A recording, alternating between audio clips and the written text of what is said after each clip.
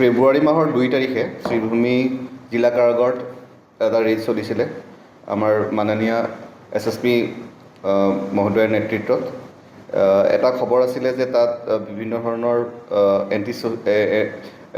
Anti social activities চলি আছে তাতে, আৰু বিভিন্ন ধৰণৰ মোবাইল ফোন বা এনেকুৱা ধৰণৰ ব্যৱহাৰ কৰি পেলাই তাৰ দ্বাৰা কিছুমান অসামাজিক আৰু ক্ৰিমিনেল এক্টিভিটিজ চলি আছে বুলি খবৰ আহিছিলে।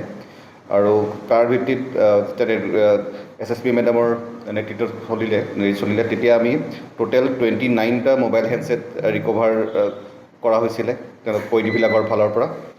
চাৰ্জাৰ্ছ, ইয়েৰফোনছ আৰু তাৰ লগতে বেলেগ নিষিদ্ধ বস্তু যেনেকৈ হুক্কা, চিগাৰেটছ, লাইটাৰ্ছ আৰু লগতে চোকা অস্ত্ৰৰ নিচিনা চুৰি, ব্লেড এনেকুৱা ধৰণৰ যিখিনি তেওঁলোকৰ লগত কয়দী হিচাপে থাকিব নালাগে তেওঁলোকক সেইখিনি যোগান ধৰা হৈছিলে আৰু সেই ক্ষেত্ৰত ৰেডৰ সময়ত তেওঁলোক ধৰা পৰিলে আৰু চিজ কৰা হৈছিলে।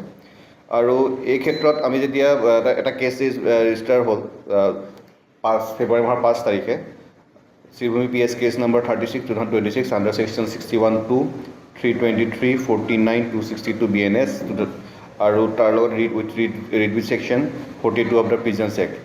আৰু এই ক্ষেত্ৰত অনুসন্ধান যেতিয়া আৰু চলিলে, বাকী কয়দীসকলৰ ষ্টেটমেণ্ট লোৱা হ'ল, তেতিয়া গম পোৱা গ'ল যে কিছুমান জেইল অফিচিয়েলছো তেওঁৰ লগত জড়িত আছিলে। আৰু ছাবচিকুৱেণ্টলি PC actor, prevention of corruption actor 7 ছেকশ্যনটো লগোৱা হ'ল।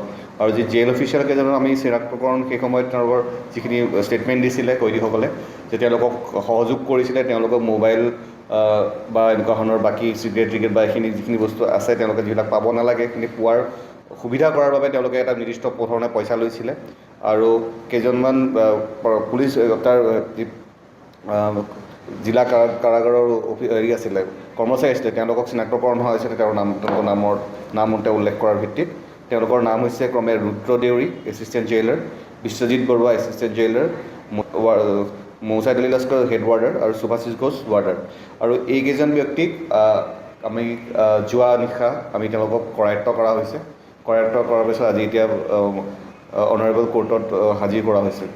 আৰু যিহেতু প্ৰিভেনশ্যন অফ কৰাপশ্যন এক্টৰ তেওঁলোকৰ আছে ছেকশ্যন, গতিকে আমাৰ গুৱাহাটীৰ স্পেচিয়েল জাজৰ কোৰ্টত নিৰ্দিষ্ট সময়ত কোৰ্টে যেনেকৈ আমাৰ নিৰ্দেশ দিছে তেনেকৈ হাজিৰ কৰোৱা হ'ব। আৰু এইখিনিতে আৰু এটা কথা উল্লেখযোগ্য যে আমি ইতিমধ্যে যি কয়দীসকল আছিলে যোনে এওঁলোকক সহযোগ কৰিছিলে আমাৰ জিলা কাৰাগাৰৰ অফিচিয়েলসকলকতো আমি কৰায়ত্ব কৰিলোৱে, তাৰ লগতে যিসকল কয়দীয়ে এই বস্তুবিলাক ব্যৱহাৰ কৰি আছিলে তেনেকুৱা আমি এতিয়ালৈকে 25জন একিউজ তেওঁলোক অলৰেডি জেলতে আছিলে, তেওঁলোকক ষ্ট'ন এৰেষ্ট কৰা হৈছে, মানে এই কেছখনত তেওঁলোককো এৰেষ্ট কৰা হৈছে।